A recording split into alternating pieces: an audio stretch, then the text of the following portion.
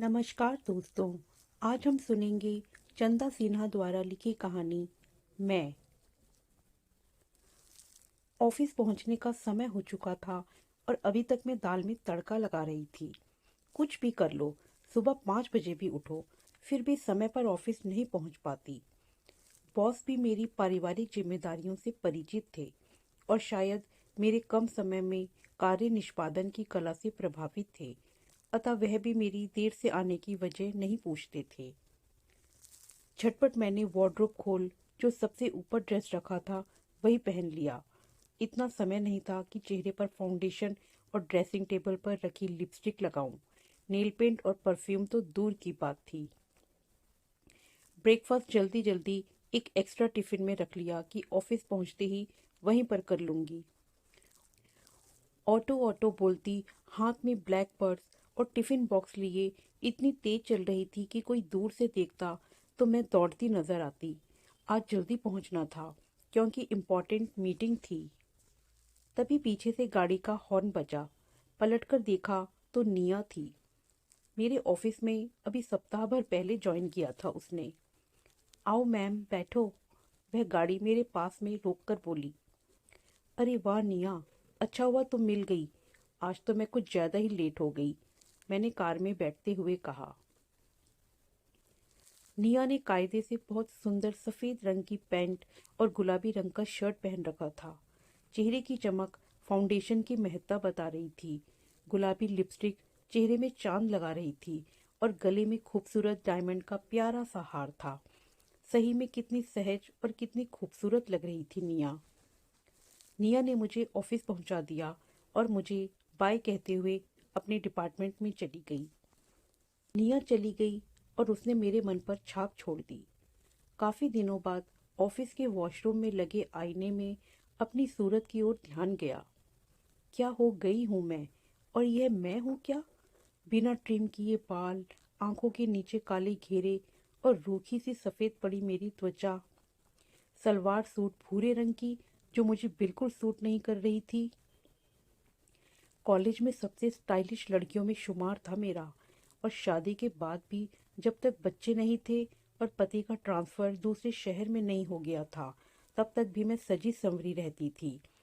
पति के दूसरे जगह जाने के बाद दोनों बच्चों की पढ़ाई और उनका प्रोजेक्ट, होमवर्क के साथ वृद्ध सास ससुर का ध्यान रखना, दवाई, खाना, बाहर की शॉपिंग और ऊपर से ऑफिस में मेरा प्रमोशन, जिससे बड़ी हुई मेरी जिम्मेदारी, सभी को निभाते निभाते मैं ही गुम होती जा रही थी।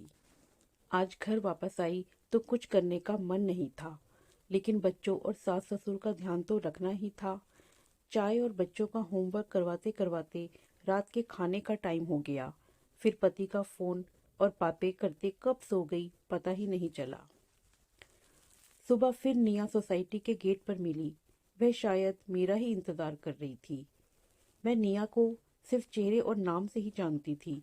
हमारी कंपनी बहुत बड़ी थी और निया की नई नई ज्वाइनिंग थी।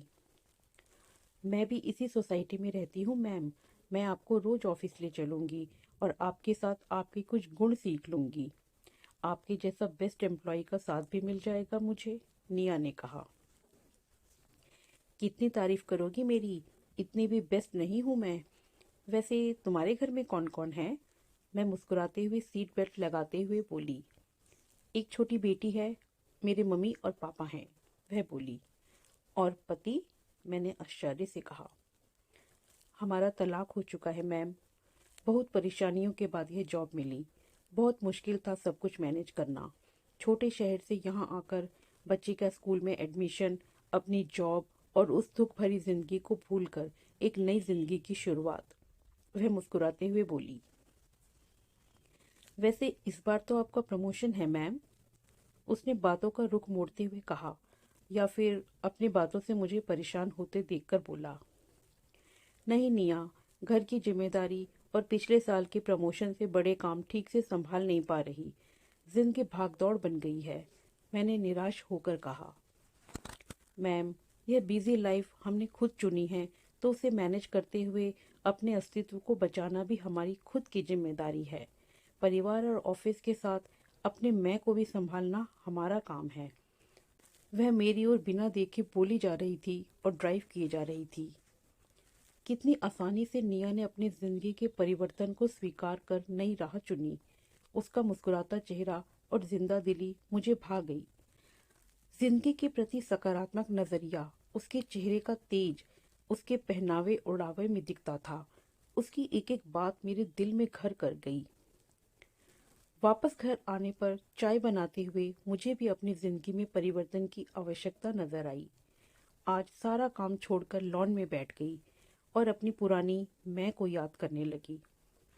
अपने लिए हर चीज पसंद की लाती थी, चाहे वह कपड़े हों या खाना या फिर घर की जरूरत का सामान। अब जिंदगी में उल्लास की जगह जिम्मेदारी ने ले ली है। पति के ट्रांसफर के बाद हर काम रोक दिया है मैंने। पुरानी गाड़ी बेचने के बाद नई गाड़ी भी नहीं खरीद पाई। हर बार सोचती जब पति आएंगे तब ले लूंगी। बच्चों को बाहर घुमाने और सास ससुर को मंदिर ले जाना भी समय के अभाव में मैंने छोड़ दिया। तभी काम वाली अपनी बेटी को साथ लेकर आई अपने कामों में हाथ बटाने। जिस बेटी के लिए वह हमेशा अच्छा खाना बनाने की तारीफ करती थी, मैंने तभी उसे नाश्ता और खाना बनाने का काम सौंप दिया। बच्चों के क्लास टीचर से किसी होम ट्यूटर का नंबर लिया, फिर उसे कल से ही घर बुला लिया। फैमिली डॉक्टर से नर्स का नंबर लेकर सास ससुर के शाम के एक्सरसाइज और मेडिसिन के लिए अपॉइंट किया और सीधे पहुंच गई कार खरीदने। पति को वीडियो कॉल पर लेकर गाड़ी पसंद की और वापस उसे चलाते हुए घर आ गई। दिनचर्या में हुए परिवर्तन से सभी खुश थे। बच्चे और सास ससुर भी मेरी बिजी लाइफ से परेशान रहते थे। उन्हें भी मुझे रिलैक्स देखकर अच्छा लग रहा था। अब घर और बाहर की जिम्मेदारियों की सिर्फ मॉनिटरिंग करनी थी मुझे। सुबह निया कार में मेरा इंतजार कर रही थी तो पीछे से मैंने हॉर्न दिया। मुझे कार में देखकर वह बहुत खुश हो गई। फिर वह आगे और मैं उसके पीछे पीछे ऑफिस पहुंचे। वाह मैम, आज तो आप बहुत खूबसूरत लग रही हैं। Matching suit, matching nail paint और पर्स भी बहुत सुंदर लग रहा है। कुछ बात है क्या? Something special? निया ने ऑफिस पहुंचते ही पूछा। थैंक्स निया, नथिंग स्पेशल डियर। वह तुम्हारी बात कि ये बिजी लाइफ हमारी चॉइस है बड़ी अच्छी लगी थी। वैसे आज प्रमोशन का इंटरव्यू भी है। बधाई हो मैम, आपने प्रमोशन ऑप्ट किया। निया खुशी से उछल पड़ी। हाँ निया, वैसे कमिंग वीक हम बाहर घूमने जा रहे हैं। तुम और तुम्हारी फैमिली हमारे साथ चलेंगे? यस मैम, जरूर, बोलकर निया मेरे गले लग गई और मैंने भी उसे प्यार से गले लगा लिया। दोस्तों, कभी कभी कुछ लोग आपके जीवन में सुखद परिवर्तन लाते हैं, पर शुरुआत हमें खुद करनी होती है, क्योंकि परिवार और ऑफिस के साथ अपनी मैं को संभालना भी हमारी जिम्मेदारी है। धन्यवाद।